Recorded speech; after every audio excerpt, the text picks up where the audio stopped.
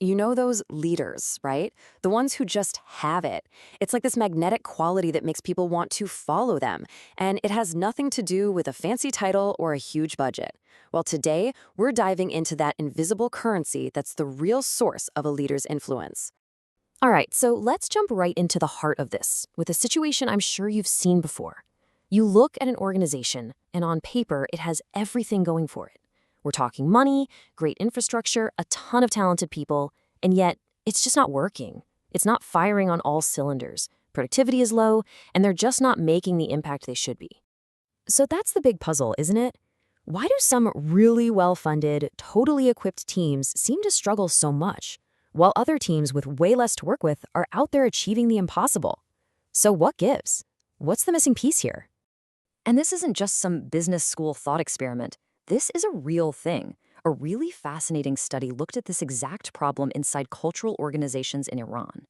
They had all the resources they needed, but the leaders were just hitting a wall. They found it incredibly difficult to inspire their teams and get results. The researchers knew there had to be something else going on, something less tangible. And what they discovered was that the answer wasn't something you could find on a spreadsheet or in a budget line. Nope, it was something invisible.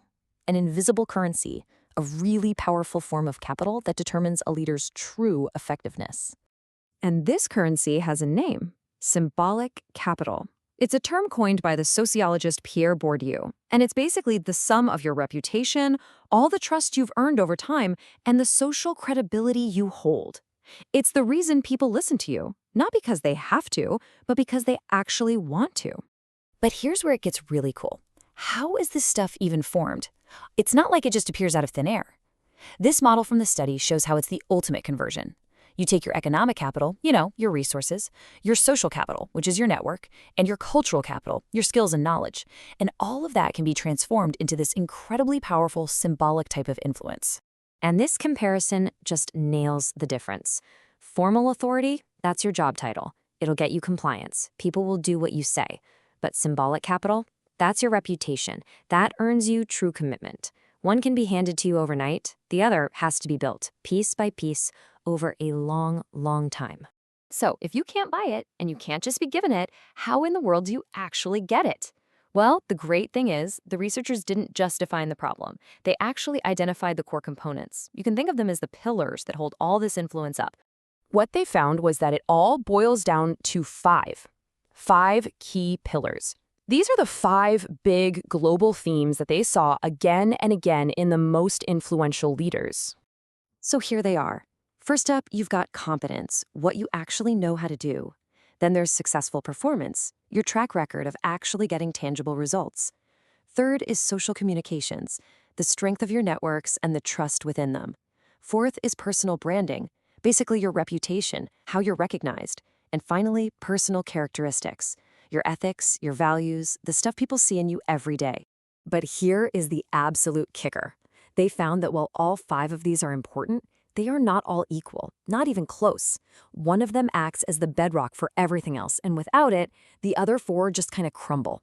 That foundation is competence. Your actual skills and expertise are the non-negotiable starting point for all genuine influence. And knowing that, well, it turns that list of pillars into something much more powerful. It's not just a list anymore, it's a blueprint.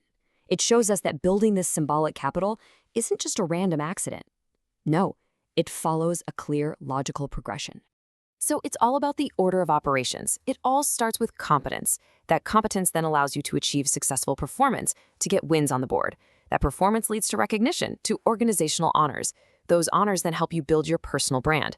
And only then, with a strong brand, can you really expand your social networks and influence. See how each step builds directly on the last one? And just look at this thematic map the researchers created. It shows you the incredible detail behind all this. You can see how dozens of smaller things like creativity, courage, how you communicate, all feed into those bigger pillars. And ultimately, they all culminate in that one central prize, symbolic capital. It's a complex ecosystem for sure, but it all starts with what you can do. So why is this so important for us to talk about? I mean, this study focused on a pretty specific group, right? Sure, but the principle, that's universal. This exact dynamic is playing out in every single boardroom, every startup, every team and every community all over the world. The study's conclusion really just says it all perfectly. Formal positions or financial resources alone do not guarantee effectiveness. They're just tools. True effectiveness comes from the trust and credibility you've earned along the way, from your symbolic capital. So that leaves us with a pretty powerful question to think about for ourselves. If you strip away the title on your business card and you take away the resources you control, what's actually left? What have you built through your competence, your actions, and your character? In other words, what's your symbolic capital?